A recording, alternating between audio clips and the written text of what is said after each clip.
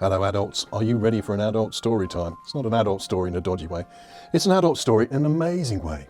It's called The Warm Fuzzy Tale by Claude M. Steiner and was copyrighted in 1969. Once upon a time, a long time ago, there lived two happy people called Tim and Maggie with their two children, John and Lucy. To understand how happy they were, you have to understand how things were in those days. You see, in those days, everyone was given a small, soft, fluffy, fuzzy bag when they were born. Anytime a person reached into this bag, they were able to pull out a warm fuzzy! Yay! A warm fuzzy. Warm fuzzies were very much in demand because whenever someone was given a warm fuzzy, it made them feel warm and fuzzy all over. I love you too, baby. Yay! In those days, it was very easy to get warm fuzzies. Any time that someone felt like it, he might walk up to you and say, I'd like to have a warm fuzzy. You would then reach into your bag and pull out a fuzzy the size of a child's hand. This is rather a big warm fuzzy. Yay! As soon as the fuzzy saw the light of day, it would smile and blossom into a large warm fuzzy. Then you laid the warm fuzzy on the person's head. When you laid it on their head or their shoulder or lap, it would snuggle up and melt right against their skin and make them feel good all over. People were always asking each other for warm fuzzies. And since they were always given freely, getting enough of them was never a problem. There were always plenty to go around, so everyone was happy and felt warm and fuzzy most of the time. One day, a bad witch called Farmer, I added that bit about Farmer. One day, a bad witch called Farmer, who made salves and potions for sick people, became angry because everyone was so happy and feeling good and no one was buying potions and salves. The witch Farmer was very clever and devised a very wicked plan. One beautiful morning, while Maggie was playing with her daughter, the witch crept up to Tim and whispered in his ear. See here, Tim, look at all the fuzzies that Maggie is giving to Lucy. You know, if she keeps it up, she's going to run out and then there won't be any left for you. Tim was astonished. He turned to the witch and asked, do you mean to tell me there isn't a warm fuzzy in our bag every time we reach into it? And the witch answered, no, absolutely not. And once you run out, that's it. You don't have any more. With this, the witch flew away on a broom, laughing and cackling all the way.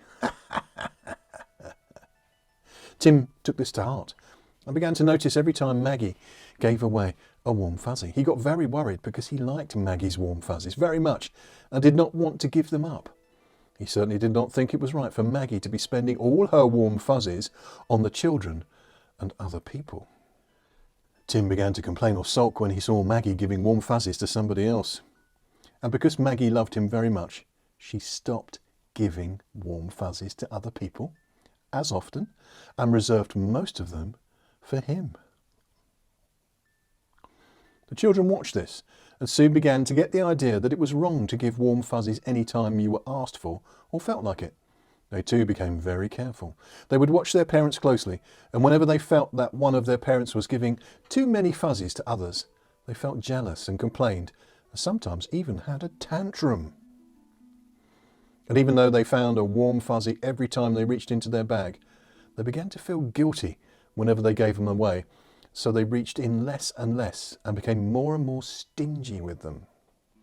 Before the witch came, the witch Farmer, people used to gather in groups of 3, 4 or 5, never caring too much about who was giving warm fuzzies to whom. After the coming of the witch, people began to pair off and to reserve all their warm fuzzies for each other exclusively. When people forgot to be careful and gave a warm fuzzy to just anybody, they worried because they knew that somebody somewhere would probably resent them sharing their warm fuzzies. People began to give less and less warm fuzzies and felt less warm and less fuzzy. They began to shrivel up and occasionally people would even die for lack of warm fuzzies. People felt worse and worse and more people went to the witch to buy potions and salves even though they didn't really seem to work. Well, the situation was getting very serious indeed. The bad witch, who had been watching all of this, didn't really want the people to die, since dead people couldn't buy her salves and potions. So a new plan was devised.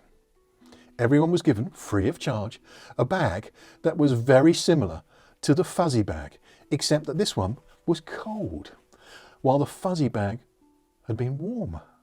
Inside of the witch's bag were cold pricklies. These cold pricklies did not make people feel warm and fuzzy. In fact, they made them feel cold and prickly instead. But the cold pricklies were better than nothing, and they did prevent people's backs from shrivelling up. So from then on, when people asked for a warm fuzzy, like me, those of them who were worried about depleting their supply would say, I can't give you a warm fuzzy, but would you like a cold prickly instead? Like me. Sometimes two people would walk up to each other, thinking they maybe could get a warm fuzzy this time, but one of them would change his mind, and they would wind up giving each other cold pricklies instead. So the end result was that the people were not dying anymore, but a lot of people were very unhappy and feeling cold and prickly instead. Result. The situation got very complicated since the coming of the witch, because there were fewer and fewer warm fuzzies around, and warm fuzzies, which used to be free as air, became extremely valuable. This caused people to do all sorts of things in order to get warm fuzzies. People who could not find a generous partner had to buy their warm fuzzies and had to work long hours to earn the money. Some people became popular, and they got a lot of warm fuzzies without having to give any back. These people would then sell their warm fuzzies to people who were unpopular and needed the warm fuzzies to feel that life was worth living. Another thing which happened was that some people could take cold pricklies, which were everywhere and freely available, and coated them white and fluffy so they almost looked like warm fuzzies. These fake warm fuzzies were really plastic fuzzies, and they caused additional problems. For instance, two or more people would get together and freely give each other plastic fuzzies. They expected to feel good, but they came away feeling bad instead. People got very confused, never realising that their cold prickly feelings were because they had been given a lot of plastic fuzzies. So the situation was very, very dismal, and it all started because of the coming of the witch farmer, who made people believe that someday, when least expected, they might reach into their warm fuzzy bag and find no more. Oh no! Not long ago, a young woman with big hips, that's what it says there, this is 1969, a young woman with big hips came to this unhappy land. She seemed not to have heard about the bad witch and was not worried about running out of warm fuzzies. She gave them out freely, even when not asked. They called her the hip woman. Hey, the 60s. They called her the hip woman, yeah, and disapproved of her because she was giving the children the idea that they should not worry about running out of warm fuzzies. Yay! The children liked her very much because they felt good around her, and they began to follow her example, giving out warm fuzzies whenever they felt like it. This made the grown-ups very worried. To protect the children from depleting their supplies of warm fuzzies, they passed a law. The law made it a criminal offence to give out warm fuzzies in a reckless manner, or without a licence. Many children, however, seemed not to care, and in spite of the law, they continued to give each other warm fuzzies whenever they felt like it, and always when asked. Because they were many, many children, almost as many as grown-ups, it began to look as if maybe they would have their way.